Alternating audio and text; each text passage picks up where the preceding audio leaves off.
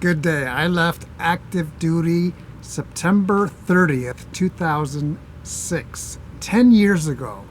And what I want to share with you today is what I have learned over the last 10 years since I left active duty and why I think it was the best thing that could have happened to me, even though I didn't want to leave active duty. If I would have stayed active duty since then, I would be eligible for an active duty retirement in about 5 months, but that's not my chapter. So the examples I'll share with you are going to be personal examples, and they may not actually affect you. It's more about what I went through, what I've learned. But if you think about it, some of these things may actually benefit you as well. So 10 years ago, I left active duty, not by choice. The good news is I left active duty because there was a reduction in force. If you don't know my story, that's exactly what happened. I was fortunate enough to begin a civilian job for the Air Force immediately. I was still on terminal leave from the Air Force active duty while I was working as a civilian. So I started working at the Airmen and Family Readiness Center at Peterson Air Force Base, and that's a family support center. So my job was to help service members, all branches, and sometimes their family members as well. And I can tell you that the first year was tough. It was very tough for me to speak to people in uniform because I would focus more on what they had and what was taken away from me. That's how I felt. So after a year of that transition, I think I finally got over it. And I was like, well, this is the way my chapter is written. Maybe my story is written. So after 1 year, I was able to get over it and not really focus more on them and focus more on my story. Now, the first of October 2006 was my first day as a reservist for the Air Force. So I went straight into the reserves, and that was good because now I'm at 20 years. I could retire right now if I wanted to and get a reserve retirement down the road. If you're not familiar with my story, right now I'm on active duty again for the Air Force, but for the reserve side, if that makes sense. Here's what I learned in these 10 years. The best thing that could have happened to me was happened in the sense that I had to leave active duty. And why do I say that was the best thing is because some things in my life became very obvious that were more important than other things. For example, we have a son who's grown and he lives about 3 miles from us. He's had stability. He was able to graduate from his high school with his friends. And also our daughter went right back to her school, but right back to her friends, and they had that stability. That's one thing. The opposite of that would have been we would have continued serving on active duty, and eventually my son would have been on the other side of the world, maybe from us. And I know that happens to a lot of people, especially active duty families, so that happens every day. Luckily for us, he is just down the road, so stability was one of the things that is very important to us. The next thing are finances. When I was active duty, enlisted and officer, I was good with my finances because I'd made some financial mistakes in the past prior to joining the Air Force. And I took a humongous pay cut from active duty to civilian. And that's when I realized it's not how much money you earn, it's what you do with your finances. So for me, I was able to adjust. And now that I'm on active duty, it is incredible what we do with our finances because we're making more money. But for 8.5 years, I was a civilian for the Air Force, and the pay was different. Different in the sense that right now I'm earning double what I do as a civilian for the Air Force while I'm on active duty. So again, it's not what you do, it's not how much money you earn, it's what you do with what you earn. And my wife and I are doing really good financially. We work together, we make adjustments. We don't always agree, that's part of life. But that leads me to the next thing. The next thing that I learned is here we are married 20 years now, 20 and a half years. And at the 15-year mark, my wife and I went through marriage counseling. And it was the best thing that we could have gone through. That is something that I learned. I wish I would have done that before. Like premarital counseling for marriage. We did that, but we did maybe a few sessions that didn't count.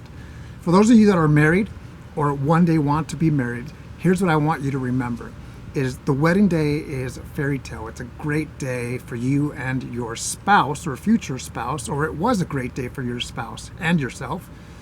But marriage is more about that wedding day. Marriage is about making it work. And it's not always going to be roses. I'll tell you that right now. Hopefully you know that. But the reason I say that is because I want myself and my wife to succeed with our marriage.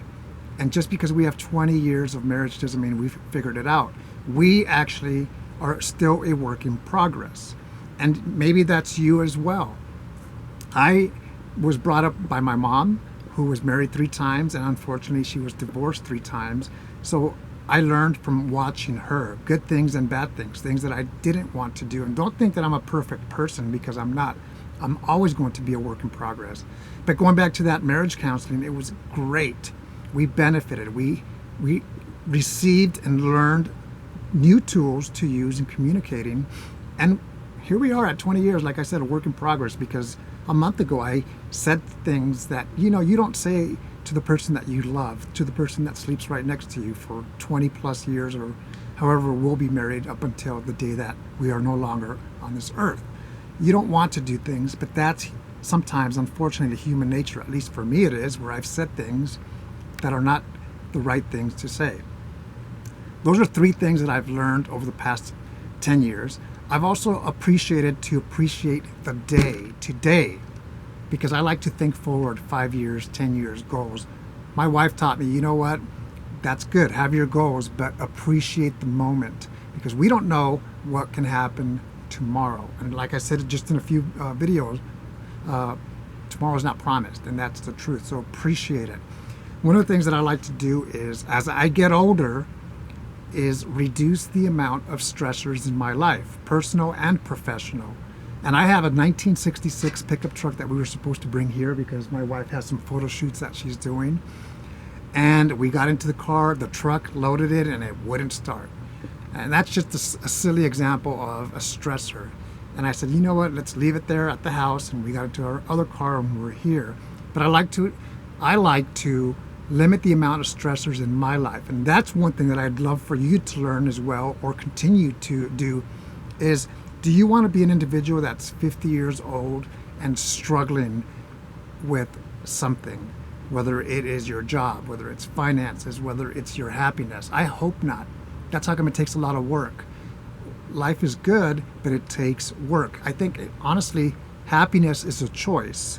That's the first thing.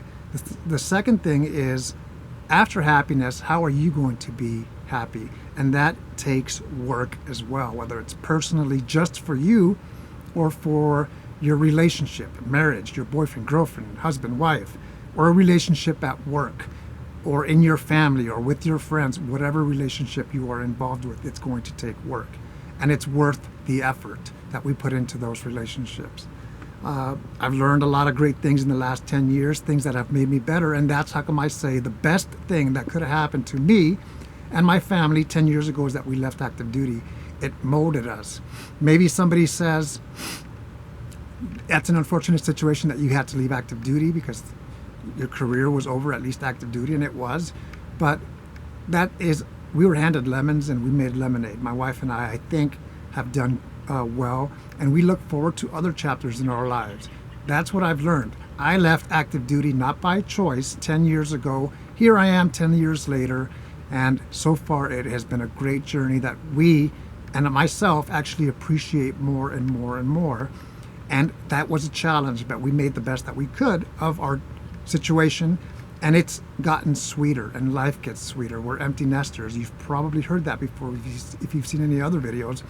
And what I like to do now is build relationships with people, locally, at work, professionally, personally, on YouTube. I've met many great people. I met Bill yesterday. He has a YouTube channel on my previous channel from the Air Force Navy game. He was there. And it's just, I've learned to appreciate relationships, keep it simple. And here's what I like to end it with. Don't bug me, and I can promise that I'm not going to bug you. That's what I learned over the last 10 years. Whatever your chapters are in your life, whatever your story is, make the most of it. Have a great day.